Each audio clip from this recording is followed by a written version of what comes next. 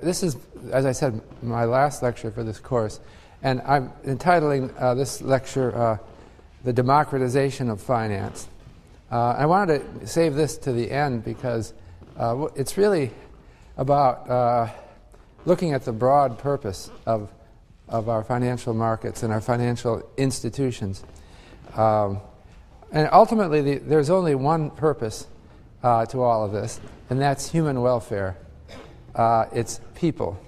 And this should be obvious, but let's not forget that corporations exist only for the benefit of people. Normally we say for their owners, but we could also add other stakeholders. But it's people, individual people that matter, and only, unless you want to add animals. But we have nonprofits that are aimed at animal welfare as well, so we'll include them. I've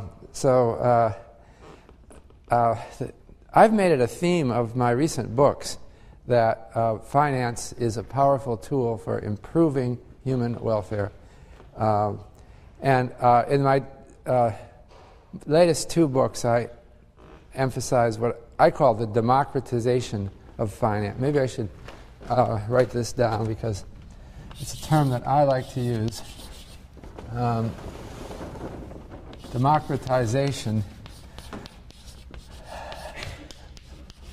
of finance. Or you could say, for short, financial democracy. But I mean something a little different. In the 1930s, people talked about financial democracy as the shareholders voting for the direction of a corporation. I don't mean it by that. By democratization of finance, I mean bringing it to the people.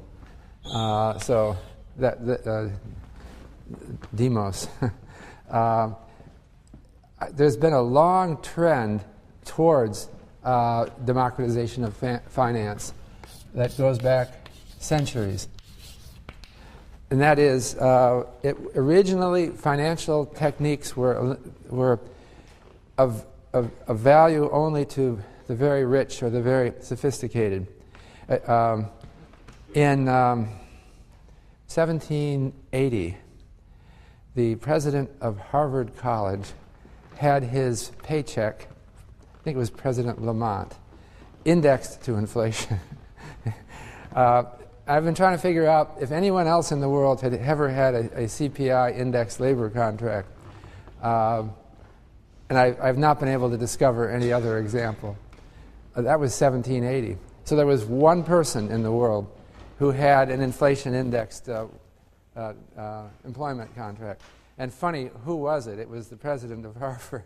So not the random person. But as time goes by, we have more and more spread of these concepts. And so I make it as a mission in two of my books, New Financial Order, which is on reserve, and my new book, which I'll write here, Subprime Solution, which is not on reserve because I haven't finished it yet, but it will be out, and it will be sometime this summer. It will be available in bookstores. And apparently, so the theme is that in both these books is that a lot of our problems can be solved by continuing this trend toward democratization of finance. So we have problems with inequality, economic inequality. And this is, I think, probably the most important issue facing advanced countries today. And that is that we are not sharing income equally. There are a remarkable number of poor people and a small, very elite group who are making hundreds of millions of dollars. And in most countries of the world, inequality is getting worse. This applies both to the advanced countries, like the United States, and to the emerging countries, like China and India. it's not altogether bad, because part of the reason inequality is getting worse is that they're suddenly getting rich people. And if everyone's getting better off, you could say, what's the problem? In many ways, that is the right answer. But I think that we can't tolerate excessive inequality. The beauty of it is that the very same capitalism that has been generating inequality has solutions for it. And many of our venerable economic institutions that we already have are working against inequality. So I'll mention, just for example, life insurance.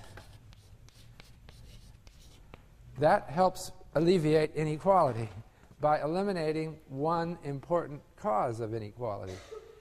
A lot of poor people traditionally are people who've lost families that have lost one of the two parents, either the mother or the father. And of course that puts the family in stress because they have just lost half of their adults. If you have life insurance, that solves that. Another source of inequality is solved by health insurance. An important cause of inequality is somebody gets sick, and so they are unable to earn an income, and they end up in disastrous economic situation. Another one is disability insurance. Okay. Disability insurance protects you against something like an accident that causes you to become unable to hold a job. And that tends to be a lifetime thing. Disability insurance is a lifetime insurance contract. You pay for it while you're healthy. If you become disabled, you get support for the rest of your life. So these are just some examples of how inequality is already being dealt with through risk management institutions, and why finance, I always lump insurance, and these are all insurance, but I lump that in with finance as risk management, and why they're so important. But we still see inequality getting worse, and so I think that is a challenge toward improving our risk management institutions. The subprime crisis that we're in now is really substantially due to failures of our risk management institutions. Notably, we have had a failure to provide institutions to help people to diversify their own household portfolios. So people who bought a house would have been in a highly leveraged position and vulnerable to risks of changes in home prices and to other risks. So so we need to go a lot further. Now, part of this theme of democratization of finance is that we have to pay respect to behavioral finance.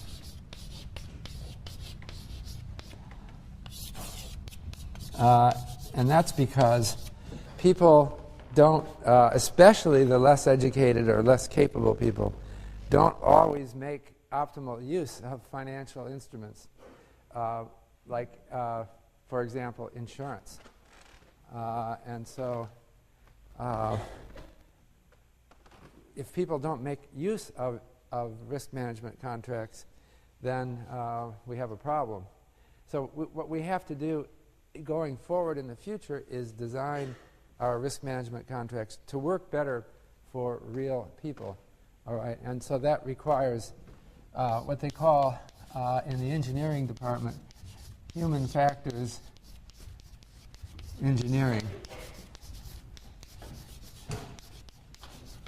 But I'll add financial to the financial engineering is a term sometimes used in a disparaging term for people who invent things that are just a bit too complicated.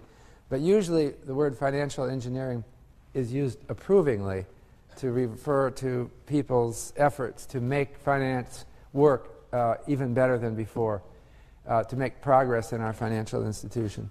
So one of the themes of this book and this book is that we have a lot of progress to be made, but I think it has to be taking account of our better financial institutions, knowledge of financial theory and behavior. So what I wanted to talk about, actually, this lecture, I have several parts. I wanted to talk first about social insurance, which is not normally covered in a finance course, but it seems to me so relevant that I want to talk about it. Social insurance refers to government programs that insure people against risk. And so I wanted to talk about the extremely important risk management programs that the government has instituted. I'm going to talk especially about bankruptcy and bailouts because they're relevant right now, particularly relevant right now with the subprime crisis. And then I wanted to conclude this lecture with some thoughts about financial careers and about morality. I talked about that in the first lecture. Maybe I should have talked more consistently about it, but young people are thinking about careers, and I think that ultimately I give you credit for wondering about the moral purpose of different careers. I think finance has a somewhat tarnished reputation, but I think that's really undeserved.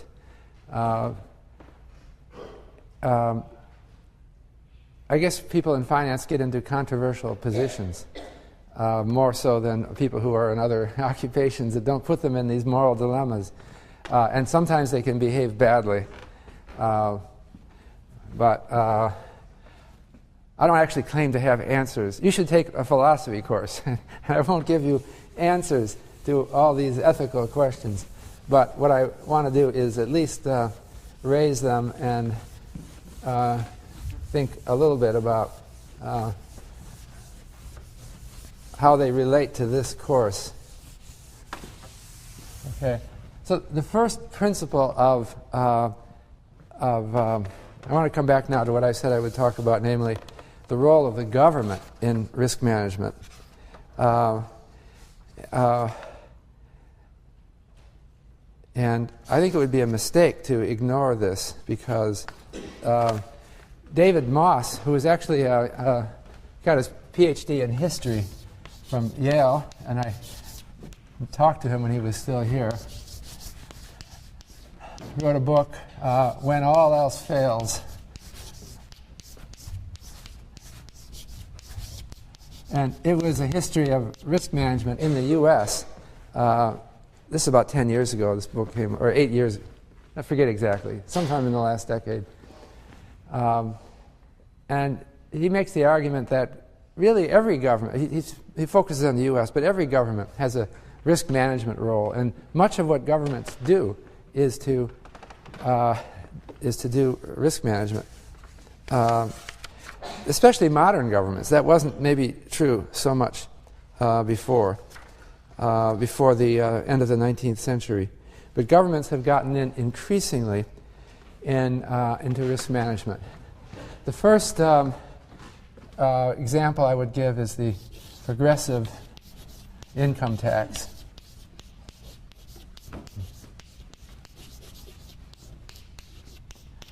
Or graduated income tax, as it was called by Adam Smith in 1776 in his book, The Wealth of Nations. He said that maybe we should have a tax on incomes, and the tax on incomes should be graduated so that people with higher incomes pay a higher fraction of their income, and that would help reduce inequality. But Smith, although he raised it in that famous book in 1776, he then quickly dismissed it as unworkable, because he said if we had an income tax, it would be, quote, a tax on conscience, meaning that only the honest people would pay it because it was impossible to verify anyone's income. Income is too complicated to measure. So maybe he was right. The first income tax was either the UK or Holland around at the end of the 18th century. They had small income taxes, and they were progressive. But they were a beginning. The U.S. Experimented with an income tax in the 1860s and abandoned it. The original experiments were all only marginally successful. But the U.S. finally got an income tax in 1913, and at a very low level. But this is the U.S. It ultimately became very important. And after World War II, the top marginal tax bracket rose above 90%. So it became a very significant redistributor of income. And ultimately, it's gone way back down. Now we've reversed it. But ultimately, it's a risk management device. What it means is that if you do very poorly, you don't pay any taxes and you get benefits. We also, I might add to it, we have a progressive income tax that finances education for everyone, universal education, and other social services, and public goods. Okay, so that is a risk management device, and it works despite limitations of human behavior, because it's automatic. It's imposed on you, so nobody can forget about it. It becomes a universal risk management device. In some sense, it's the most important risk management device of all, because it deals at the very low level. Starting in around the, well, I guess you could go back to Milton Friedman, who was a conservative economist, who started advocating a negative income tax in the 1940s. But he actually, in his 1963 book, Capitalism and Freedom, he advocated it more strongly. That's the usual source, that we should have a negative tax on low-income people to bring their income up to a good, substantial level. So that was the negative income tax. And it sounded like a very negative tax on low income. It sounded like a very controversial, crazy idea when he launched it. But crazy ideas have a way of eventually becoming standard. And the United States adopted, and it is now fairly significant, something called the Earned Income Tax Credit, which is a negative income tax for low-income families. So it emerged from thinking, so the EITC, Earned Income Tax Credit. If you are a family with children with income very low, like under $10,000, you'll get a substantial negative tax, several $1,000s. And that is risk management. It means that anybody whose income falls below very low is, it's kind of like an income insurance scheme run by the government. The concern about all of these schemes, however, is moral hazard. And if you have an earned income tax credit, it's kind of designed around moral hazard. Instead of having welfare, welfare is a less, that's just a gift to someone who doesn't have any job at all, who has no income. Then that welfare tends to lead to a moral hazard problem. If the government says, if you don't have a job, we'll support you, that encourages people to say, okay, I don't have a job. But the earned income tax credit is different, because it's a negative tax rate on your income. So you have to have income in order to get anything. So you have to get a job to get EITC. And the more you earn, the more EITC, up to a limit, for low levels of income, the more negative tax you get. So the thing that what we're doing as time goes by is we're getting a clearer picture of how to design risk management contracts for the general public. So the EITC was invented in the 70s. It was in the U.S. It was sponsored by Senator Russell Long, and it is now being copied around the world. Although I guess there were earlier antecedents, but the U.S. was the first country to do EITC. I wanted just to remind you of the different kinds of risk management that the government offers. And one important part of it is Social Security.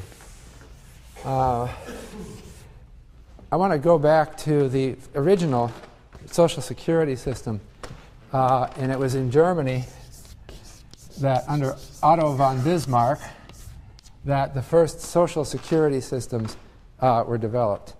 And it was considered a highly radical idea in the 1880s when, I'll put this down in German in case some of you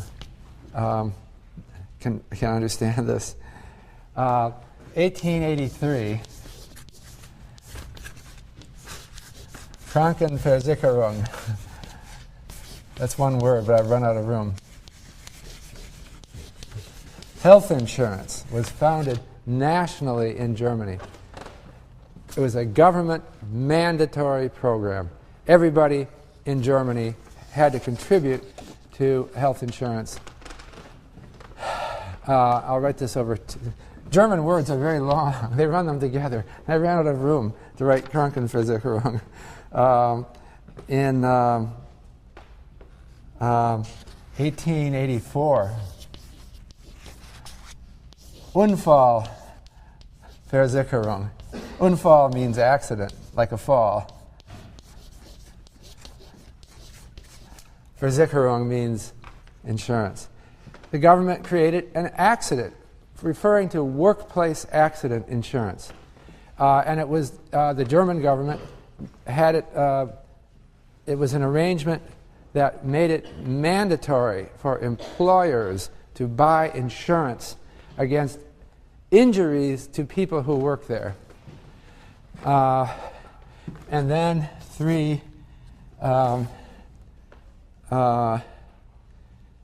they had in 1889 Altersversicherung.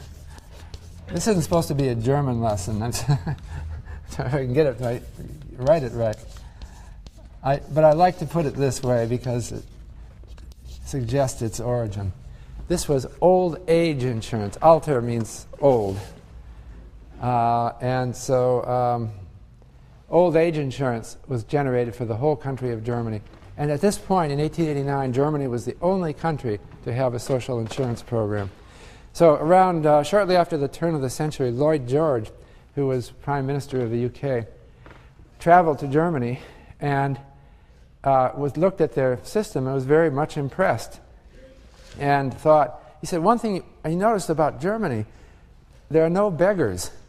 Normally in London, you couldn't walk down the street without seeing somebody who was sitting there holding out a tin cup who had no legs, or mothers with children who were orphans, and he said it's gone in Germany. So he became convinced that UK should follow the lead.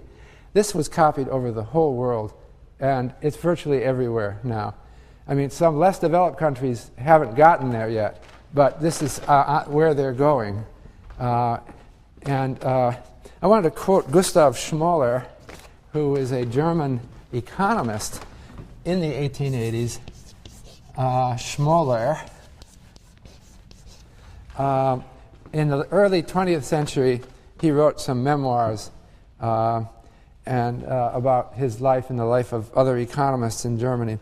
And he said, the triumph of insurance in every imaginable area was one of the centuries, meaning the 19th century's, great advances in social progress.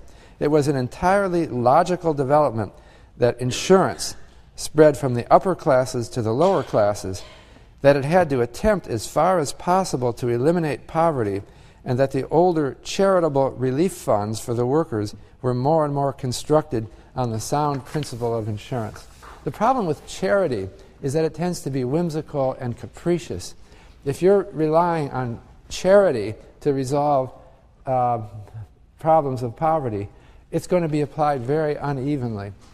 It would be salient examples of poverty. Like if a child is suddenly stricken with some unusual illness and it gets written up in the newspapers, then generous contributions will come pouring into that child.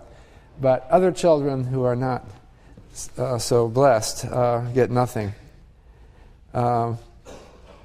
In the United States, we were about the last country to jump onto the bandwagon begun in Germany. It's partly, I guess, because the U.S. is more free enterprise in its orientation. Maybe it doesn't like to adopt ideas from Europe. It wasn't until the Great Depression that the U.S. adopted Altersversicherung, and we still haven't adopted Krankenversicherung. We still don't have a national health insurance. We have Medicare and Medicaid, but they don't apply to everyone. So we have about 40 million uninsured Americans with no health insurance. So we're still not there yet. Maybe we'll get there. But I wanted to talk about some of the important successes that so the Social Security system in the U.S. is our copy of the German system. And Social Security started in 1935. So that was about 50 years after the Germans invented it. And it's remarkable how similar the idea that we've done is. And it stays. We really have something like the 1889 German system in place today. What it did is it created a system of contributions to this. Right now, when you get a job, you have to pay 6.2%. That's on your pay stub. 6.2% is taken out as your contribution to Social Security, and then your employer pays another 6.2%. So 12.4% of your income goes to Social Security. And those are thought of as contributions to an insurance scheme. It has three components. It's called OASD, actually. OA stands for old age. S stands for survivors. And DI stands for disability insurance. Well, they're all insurance. So it's mandatory. You are paying a lot into this system. You're paying, the fact that your employer pays half of it is perhaps misleading. So it's really like 12% of your income is forced to go into an insurance scheme. That's big.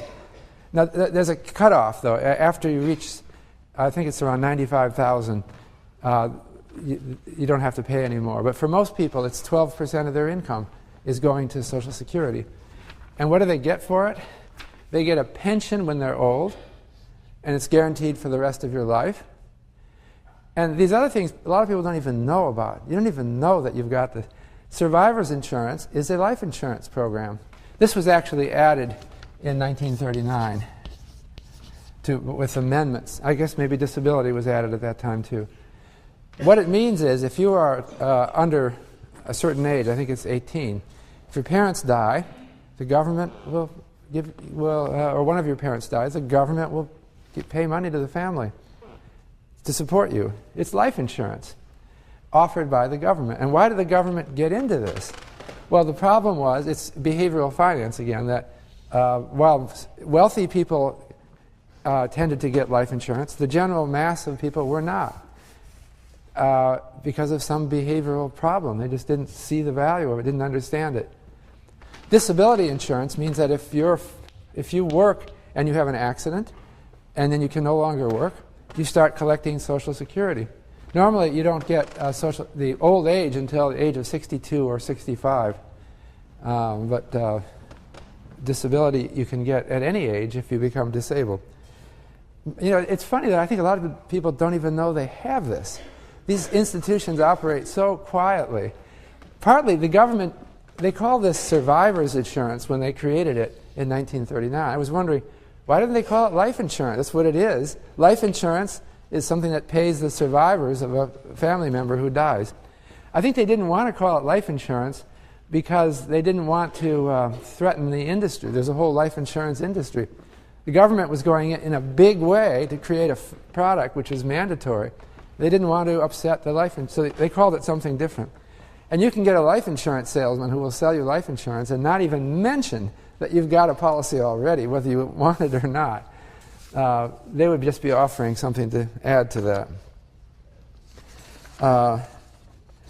What also they did starting in the 1930s, it was originally called Aid to Dependent Children, but they changed it to Aid to Families with Dependent Children.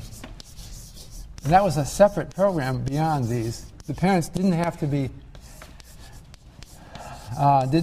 disabled and or old or anything like that to get this. And so that started in 1935. That's our welfare system. It was for parents that couldn't earn enough money. You know, if you have a single mother with no husband, and the husband or the husband just can't make any money, she would get aid for herself and the children. That, however, was abolished in 1996 because of moral hazard. The aid to families with dependent children was created in 1935 with little attention to the amount of moral hazard it might eventually create. And so there grew an increasing problem of welfare dependency. You would have families that had lived on AFDC their whole lives, and their grandparents' lives and their grandparents' lives. And so public opinion turned against that. And so it was in 1996, and we had a Welfare Reform Act that abolished AFDC. It was a Republican bill, but it was signed by the Democratic President Clinton. So that eliminated federal, well, essentially they ended the welfare program started in the Depression. There still is some welfare, but there's a lifetime 5-year limit on actual welfare. So after you've been collecting it for 5 years, you are disqualified. And it denied welfare to immigrants who are not citizens. And it limited food stamps to unemployed childless adults. So it, I think as we move ahead, we're becoming increasingly aware of how to design institutions around human glitches. And so the Welfare Reform Act, I don't know if it was the right policy, but it was trying to eliminate a moral hazard problem. So we have we've replaced the aid to families with dependent children with a more generous EITC. And you see that it has very different moral hazard implications. To get earned income tax credit, you've got to have a job. And it can't just be a token job because you don't, the negative tax is as a function of your income. I take this as signs of past progress that will continue in the future. So I wanted to talk about bankruptcy briefly here because that is something that's I mentioned is a very important risk management device, and it's of relevance right now in time of financial crises. So The United States did not have a bankruptcy law at the federal level generally until 1898.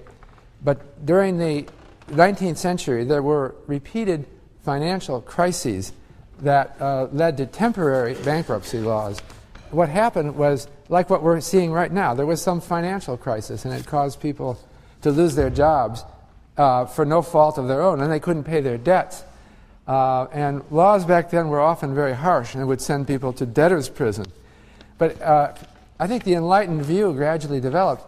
This is crazy. Some person is trying hard.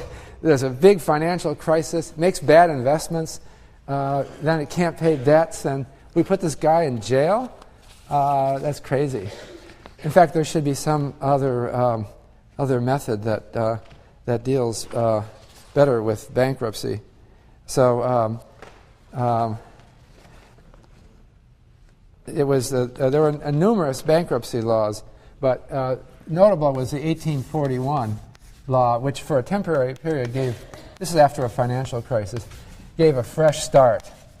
They said someone declaring bankruptcy can wipe out all debts and not go to jail, and as long as they draw their wealth down to zero, they could have a fresh start and go back to life normally. That kind of idea has gradually been, and it's now it's part of our general assumption about bankruptcies.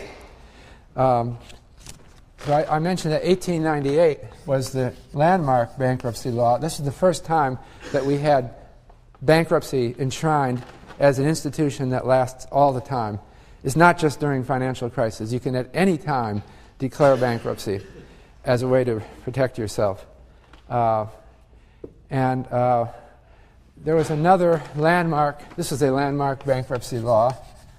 And there was another one in 1978, another landmark bankruptcy bill, which made it even easier, much easier for people to declare bankruptcy.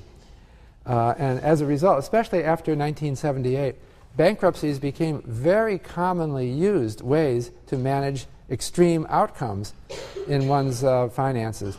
And in fact, recently, since 1978, there's typically over 1 million bankruptcies, personal bankruptcies, a year. It's a little known fact that there are more bankruptcies than divorces. And you may wonder, well, how can that be? I don't hear about bankruptcies. You hear about divorces all the time. I think the reason that you don't hear about bankruptcies is that nobody needs to tell you. You don't come across saying, hey, you ask someone, what's new? Oh, I just declared bankruptcy. They don't do that. They don't do that about divorces either, but the problem with divorces is they can't cover it up. Everybody knows you've gotten a divorce. So we hear a lot more about them. But bankruptcies are very important. The other bill that is very important is 2005. And that reverses some of the 1978 bill. So we've been pulling back. Maybe 1978 was too generous. But I just wanted to give you some clue about what bankruptcy is. There's three important kinds of bankruptcy, and they refer to chapters of the United States Code. There's Chapter 7 bankruptcy. You should know this because half of you are going to declare bankruptcy someday. No, maybe not. We hope that you get an education in finance, and few of you will declare bankruptcy. But some of you are going to be going through this. Chapter 11 and Chapter 13. So just so you'll know in advance, before you actually do this, Chapter 7 is the liquidation form. And this is where you say, this is it. This is the fresh start story. You give up everything you have to your creditors. The bankruptcy court will divide it up among the creditors, and then you have a fresh start. It used to be, in 1978, you could do this every 6 years. But as I remember, 2005 thought 1978 was too lenient, so they moved it to every 8 years. So that's what you can do. If you are in big trouble, you've gotten in more debt than you can handle, what you have to do is go to a lawyer and file for bankruptcy. And Chapter 7 is often the favorite thing because it gives you a fresh start.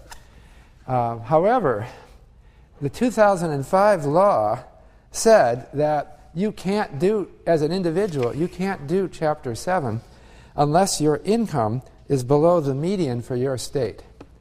So I guess you have to forget Chapter 7. I'm assuming that most of you will be making more than the median income for the state you live in.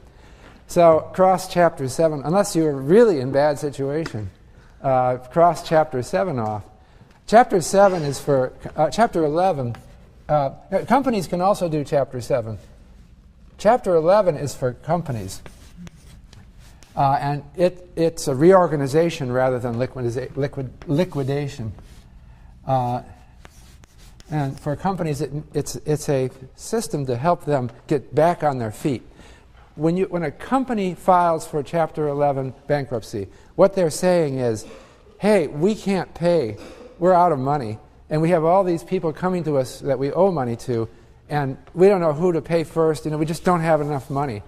It becomes a disorderly process. And so they go to the court for protection.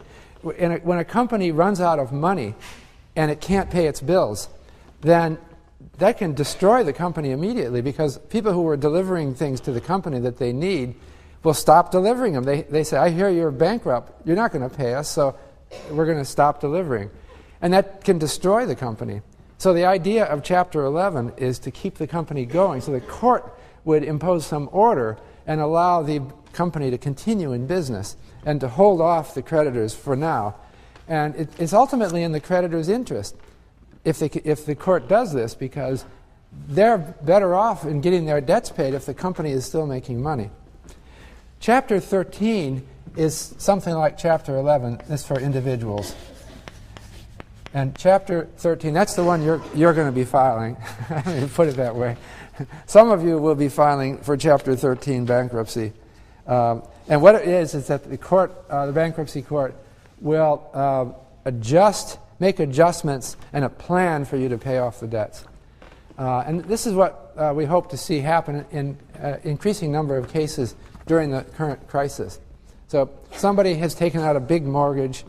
They've taken out car loans, and they were kind of profligate. And now there's a problem, and they can't pay on all these. So they declare Chapter 13. They get a lawyer to represent them.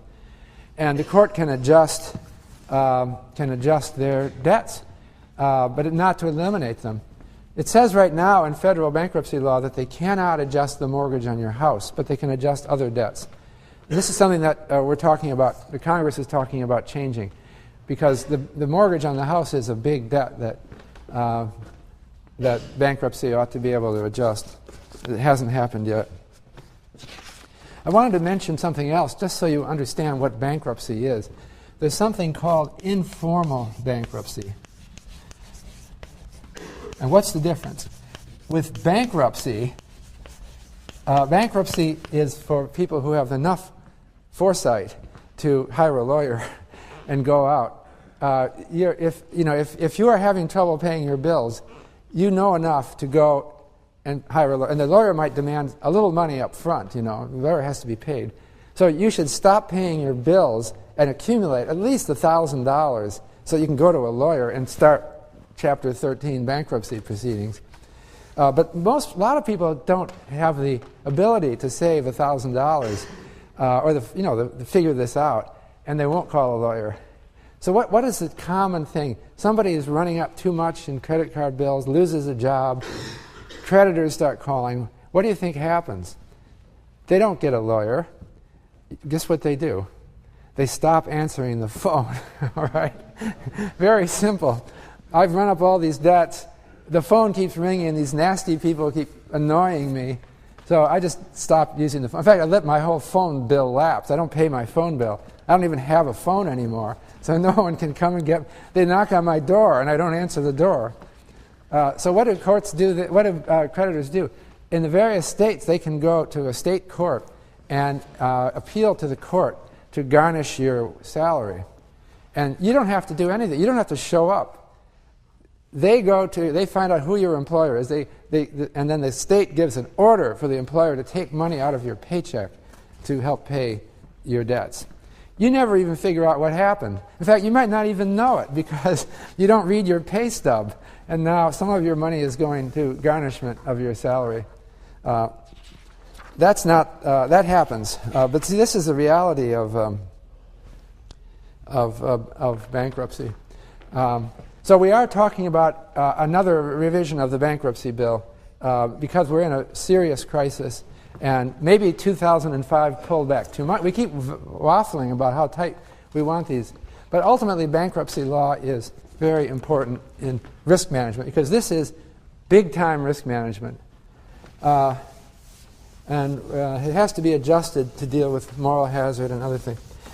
I just wanted to mention, right now there's a bill being proposed by our own Senator Chris Dodd, here from Connecticut, and Barney Frank, which is not a bankruptcy bill. It's a bailout. They don't call it a bailout bill. They say it's not a bailout, but I call it a bailout bill, to help people who can't pay their mortgages. And they don't have to declare bankruptcy. What they want to do is to empower the Federal Housing Administration to guarantee loans, to work out loans and guarantee them. So it's work out. And then an FHA guarantee of loans. So you don't have to declare bankruptcy. You just have to go to your mortgage lender and say, I can't pay, I'd like one of these FHA workouts. And then this hasn't happened yet. This is a bill. But if this bill passes, then there would be, they said maybe several $100 billion of mortgages would be guaranteed. So here's a typical story. It might be you owe $300,000 on your house, or maybe that's too big.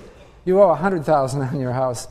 They might lower that to $90,000 and give a different payment schedule, and then the FHA will tell the bank that if you do this, if you make these adjustments, we will guarantee the mortgage.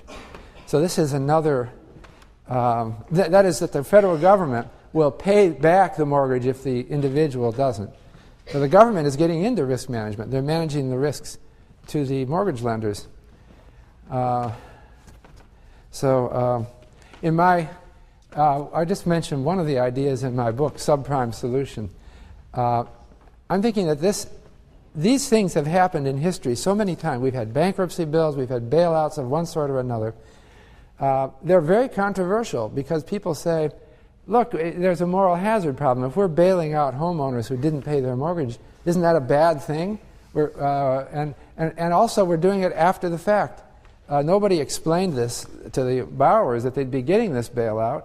So isn't it unfair to maybe other people who didn't buy a house, who were more sensible? So what I am proposing in Subprime Solution is that we just these bailouts are important, and we have to make them work better. And so I have something which I call a continuous workout mortgage, which we should move to. And this is my idea. So I'll just mention one of the ideas in my book. The way Dodd-Frank is proposing it is that people who are in difficulty would have a single workout. It's just like a bankruptcy is a single event. It occurs only once every 8 years. So people who are in big trouble get help from the government. But then it's a one-time only big event, and only every 8 years. So why don't we do it continuously? And so what we want to do is have a mortgage so the balance or the payments adjust automatically for changes in home prices or incomes. So that would make it you get a workout every month.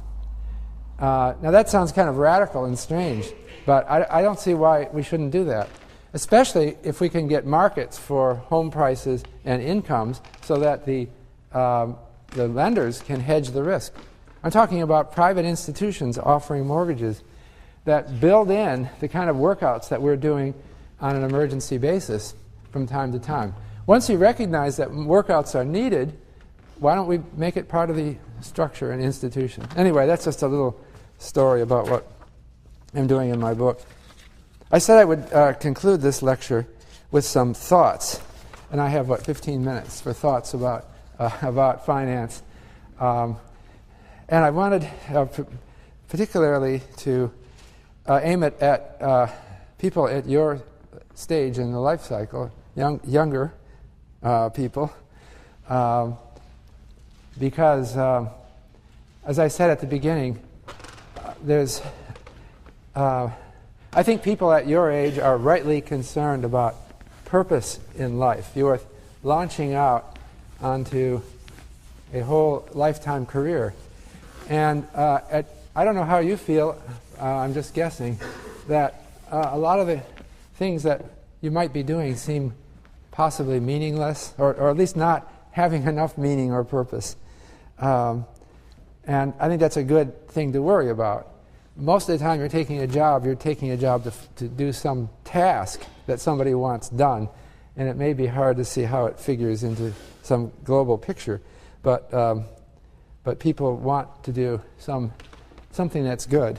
I wanted to come back, first of all, to a theme that I mentioned in the first lecture, and that was, I think it's a remarkable book.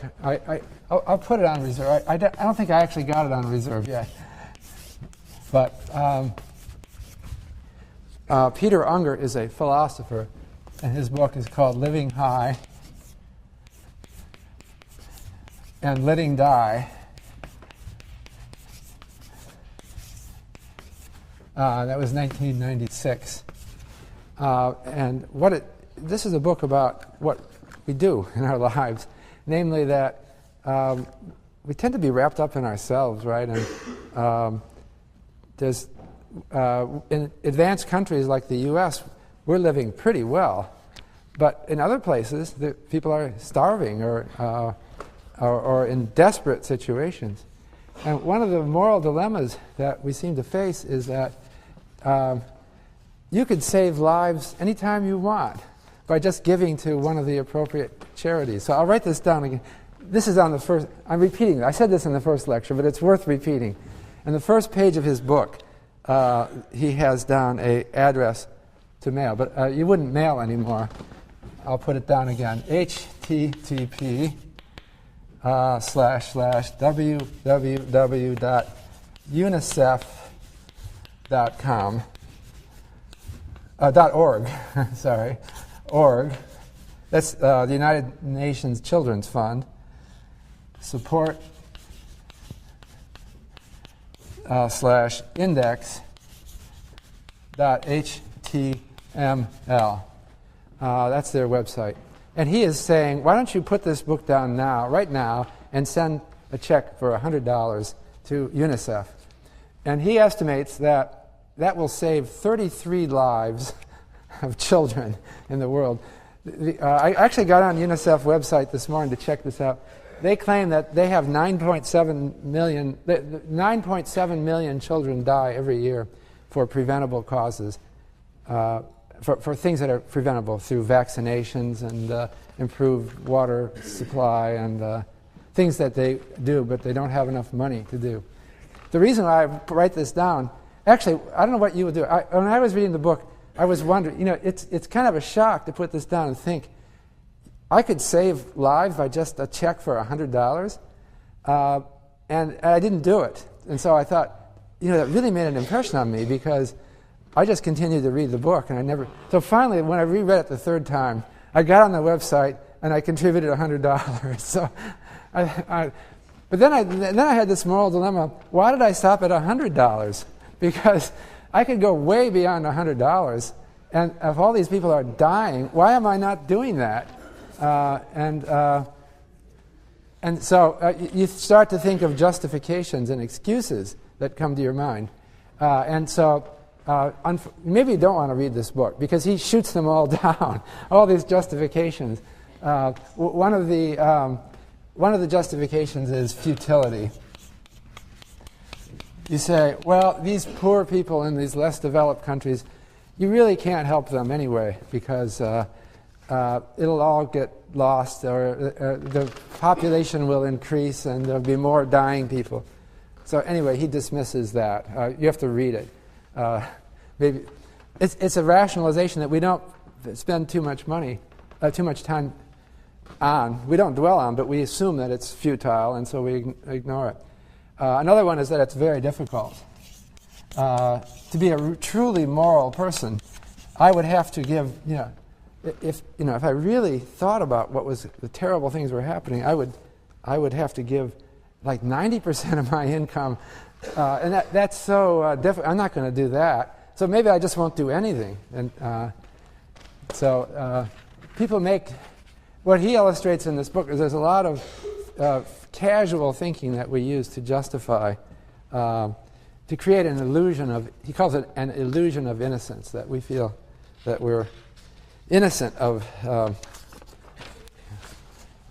any wrongdoing for not supporting the poor. Anyway, this is an appeal for charity, so maybe you will donate, or some of you have already done that. But I wanted you to put, because I think you're launching out on careers, and there's something, there seem to be moral dilemmas abound. I was impressed, just looking at the New York Times this morning, the stories that suggested moral dilemmas for young people who are launching out on careers. One of them, they were reporting on the Pennsylvania primary, which incidentally you heard Hillary Clinton won, 55 to 45. But that's not what I was referring to. It was that they said the voters thought the most important issue is the economy, the U.S. economy. And I was thinking, well, what about Iraq? And what about all the people that we are responsible? We've created the current situation there, and that people are dying every day there. And we're concerned about the economy. Somehow it seemed to be something. Next thing on the news this morning, Rupert Murdoch will be buying Newsday, the 6th largest regional paper in the United States, for $580 million. Somehow, there's something bothersome about that story. This guy is super rich. He's buying all the newspapers. He's a finance person, right? And he's gaining control over. People read these newspapers as part of their recreation and relaxation. And Newsday is kind of a fun paper, but it's under control of this finance billionaire. I don't know if that's a moral issue. Next thing in today's paper, the U.S. has 5% of the world population and 25% of its prison inmates. So something is maybe wrong here. And another thing that was in today's paper, South African dock workers refused to unload a Chinese ship with weapons bound for Robert Mugabe's regime in Zimbabwe, and that the Chinese ship may return to China without delivering. This made me think, well, who are the dock workers? This is not Rupert Murdoch. This is humble people loading the docks, and they have a union, and they said, we're not going to do this. We're not going to support Mugabe's brutal efforts to suppress a free election in his. So you start to wonder, are finance people moral, or are they...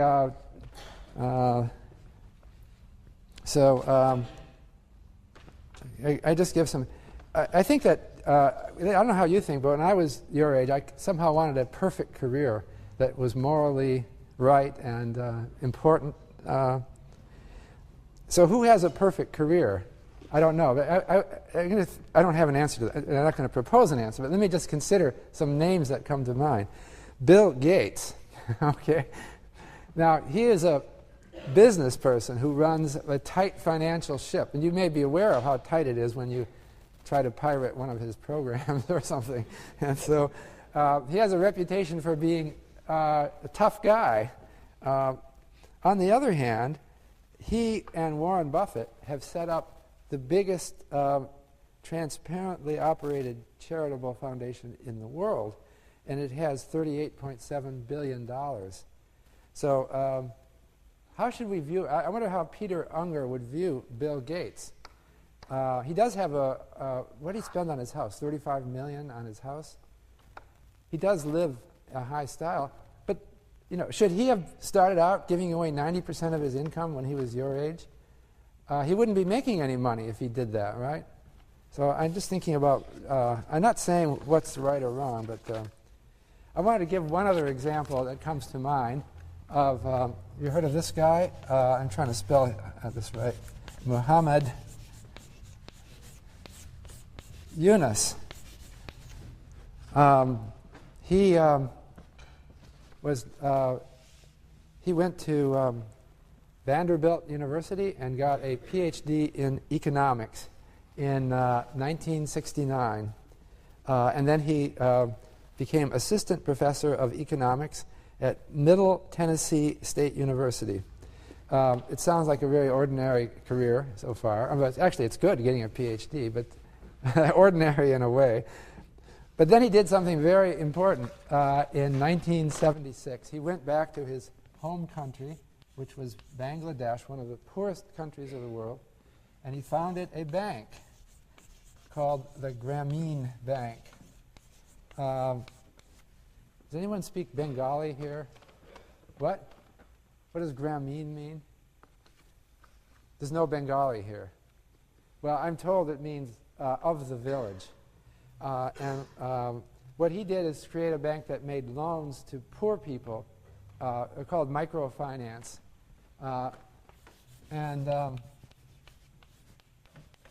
So the typical loan was made to a young woman who was on a desperate poverty, and the loan would be enough to buy some small item that would start a business. For example, a push cart that could serve hot food.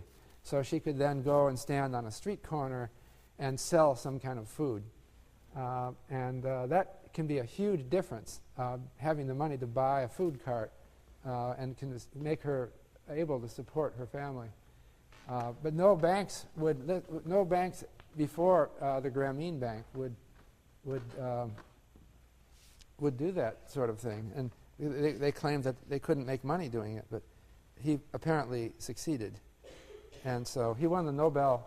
Actually, the Nobel Peace Prize went both to Yunus and the Grameen Bank a couple of years ago.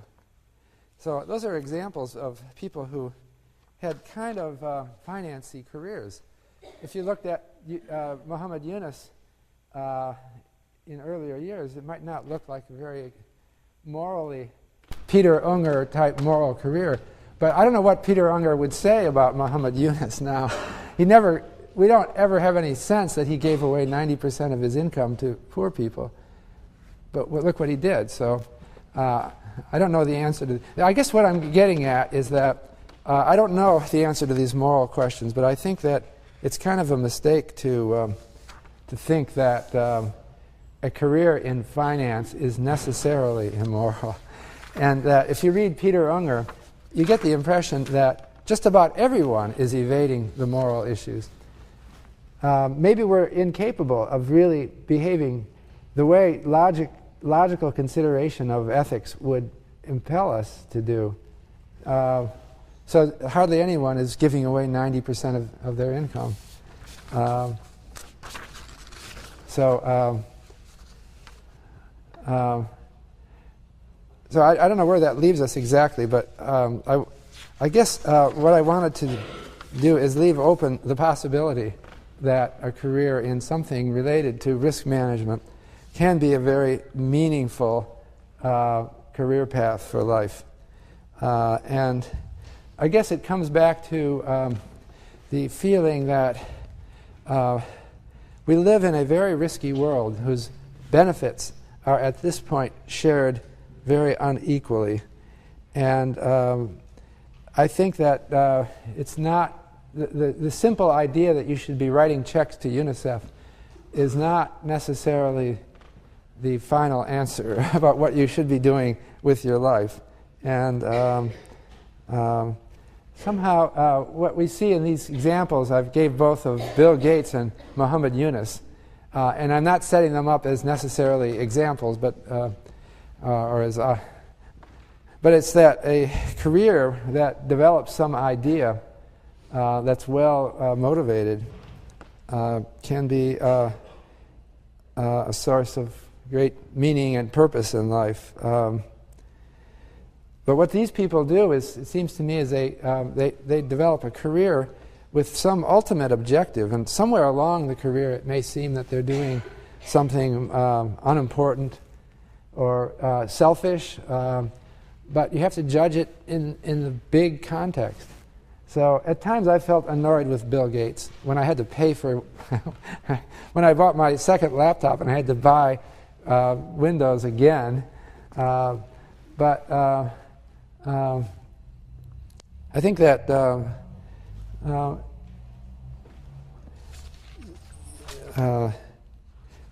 what we really have to do is try to think of how I guess one's moral imperative might be, one view is it might be that you should develop some kind of human capital and some kind of long-run plan for how you are going to apply your human capital.